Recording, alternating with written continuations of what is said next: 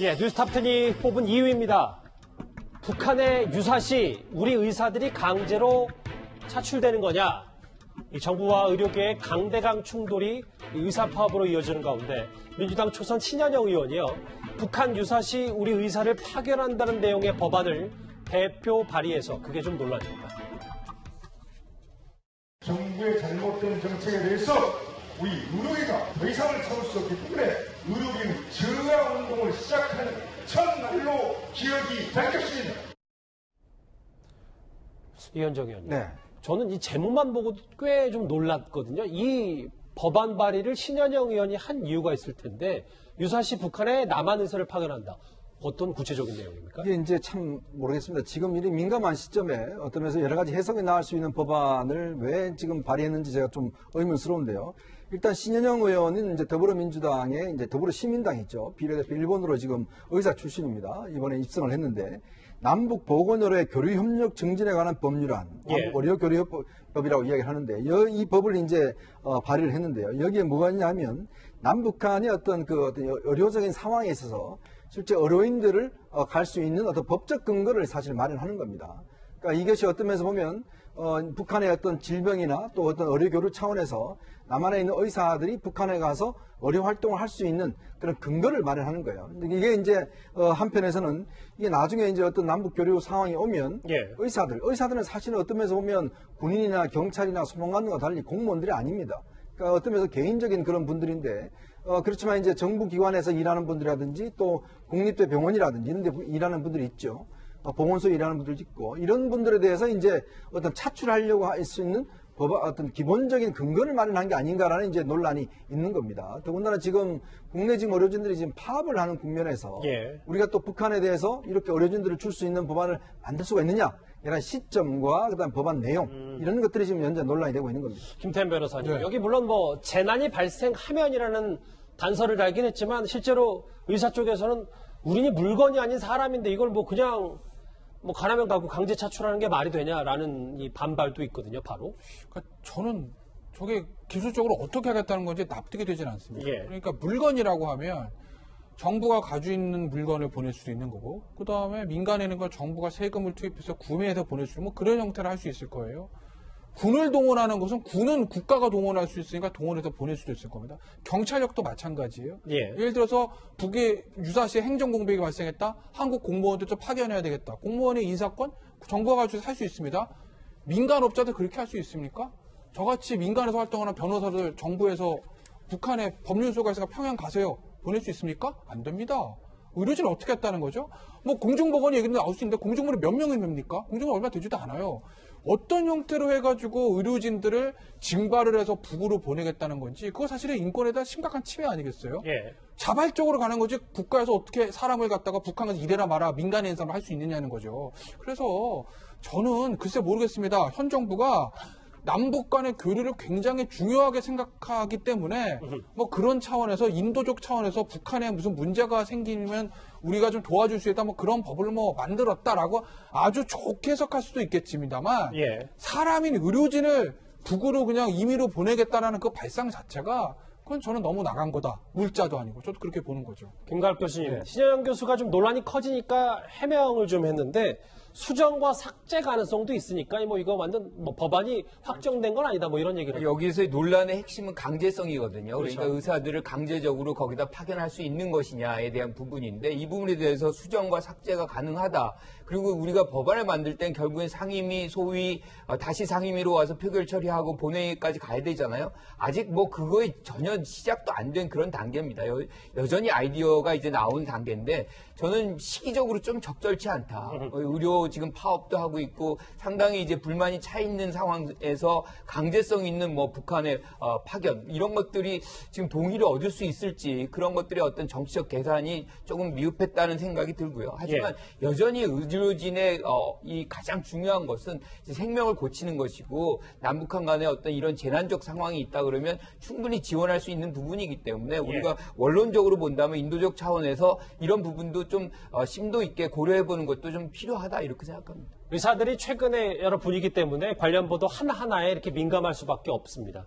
그런데요, 정부가 지난주 병원으로 돌아오지 않는 전공의들을 경찰에 고발 조치를 했는데 현장에서는 여러 뒷말들이 나오고 있습니다.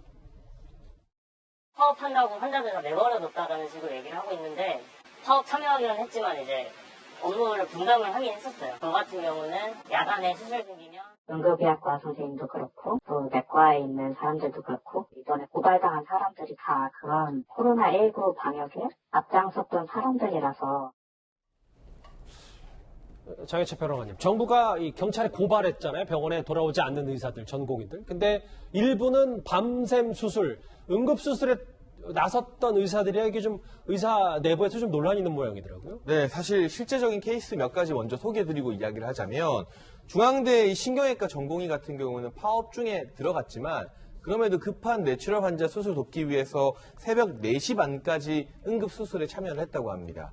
그리고 인제대 외과 전임의 같은 경우는 본인이 25일, 27일에 출근해서 병동 업무를 받는데도 고발을 당했고요. 한림대 성심병원 응급의학과 전문의 같은 경우는 파업이 아니라 정당한 오프, 기번이라고 하죠. 응급실 의사들 쉬는 날이었음에도 불구하고 업무를 참여하지 않았다는 이유로 고발을 당했습니다. 실제로 복지부에서도 이 같은 반발에 한 발 물러서서 사실관계 확인을 해보고 맞으면 정상 참작을 하겠다고 하는데 민간인 사이에서 고소 잘못하면 무고죄로 역고소 당하거든요. 예. 그런데 정부가 지금 이 비상 상태에서 의료진들을 자극할 만큼 자극하고 있으면서 어떻게 보면 새벽까지 수술하고 응급실을 지키고 있는 의사들에게 잘못된 고발장 날리고도 사과의 말을 하기는커녕 확인해보고 맞으면 정상 참작하겠다. 이런 발언은 의료진과 지금 협상과 대화를 하겠다는 것인지 아니면 정부가 끝까지 강하게 나가면 결국 굴복할 거 아니냐는 그러한 위압적이고 권위적인 자세인지 제가 봤을 때는 후자에 상당히 무게중심이 가 있는 것 같아요. 이런 부분에 대해서는 의료진과의 어떤 원칙, 법, 이 이전에 잘못 고소고발한 부분은 제대로 사과를 하는 것이 정부가 잘못된 첫 단추를 바로잡는 그런 일의 순서가 아닐까 싶습니다. 의사파업, 이 강대강 대체, 오늘은 문재인 대통령 말고도요, 정은경 본부장도 한마디를 했습니다. 환자의 건강과 생명을 첫 번째로 생각하겠노라는 히포크라테스의 선서를 잊지 말아야 할 것입니다. 정부의 입장에서 선택지가 많지도 않습니다. 의료계의 집단 휴진이 빠른 시일 내에 해결이 되기를 간절하게 희망하고 있습니다. 정부와의 대화에 적극적으로 참여해 주시기를 요청을 드립니다. 의사 출신 정은경 본부장도 본인도 의사협회가 좀 정부와 대화에 나서달라라고 좀 호소를 했는데, 이현정 의원님. 네. 그런데 아까 그 문재인 대통령 말 중에 정부의 입장에서는 선택지가 많지가 않다라는 의미를 저희가 어떻게 해석해야 됩니까? 그러니까 결국 이제 공권력이나 법대로 할 수밖에 없다라는 뜻을 이제 상징하고 있는 것인데요. 문재인 대통령의 이야기를 들어보면 왜 의사들이 히포크라테스 선서를 어떤 면에서 보면 배신하느냐 이런 투의 이야기인데, 지금 의사들이 진료를 하고 싶지 않아서 안 하는 건 아니지 않습니까? 이 정부가 내걸었던 게 바로 소통이잖아요. 지난 2013년도에 12월 달에 문재인 대통령이 야당 총재 시절, 대표 시절에 당시 민주노총 본부에 대한 이제 경찰력 투입을 때 그때 이런 글을 올렸습니다. 왜 이리 강경합니까? 대화와 협상이 먼저이지 않습니까? 공권력이 먼저여서는 안 됩니다라는 글을 남긴 적이 있어요. 예. 자, 근데 문재인 대통령은 지금 의사들의 이 파업을 군인에 비유했습니다. 군인이 전장을 떠나는 것에 비유를 했어요. 근데 군인과 저는 이 어떤 인식 자체가 문제라고 생각이 드는 게, 군인은요, 일단 국가가 모든 어떤 장비와 월급을 주고 운영하는 국가의 공권력입니다. 근데 의사가 똑같습니까? 아니거든요. 원자는 개인이거든요. 이게 어떤 면에서 보면 물론 의료법으로 의사의 어떤 그런 임무를 규정한 게 있습니다. 그럼 만약에 예를 들어서 정부에서 기자들이 기사 안 쓴다고 기자들 강제로 해서 기사 쓰라 이렇게 하면 되겠습니까? 물론 기자들도 김영란법에 따라서 지금 어떤 면에서 보면 그게 부정방지법의 대상입니다.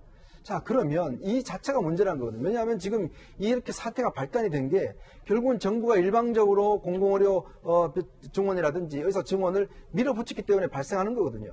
근데 처음부터 정부는 불법적이다, 공권력이다, 법대로 하겠다 이런 이야기만 하고 있는 것이죠. 그렇다 보니까 결국 이렇게 막다른 골목까지 간 것인데, 저는 좀 더 정부가 문재인 대통령이 2013년에 이야기했듯이 좀 더 협상과 대화로 문제를 풀어야 되지 않을까, 그 이야기를 드리고 싶습니다. 근데 조금 전에 들어온 소식도 하나 짚어봐야 되는 게, 김 변호사님, 의사 시험 있잖아요. 내일이었는데 하루 앞두고 결국 일주일이 연기가 됐어요. 이 뜻은 정부가 한 발 물러선 겁니까? 이거 어떻게 봐야 돼요?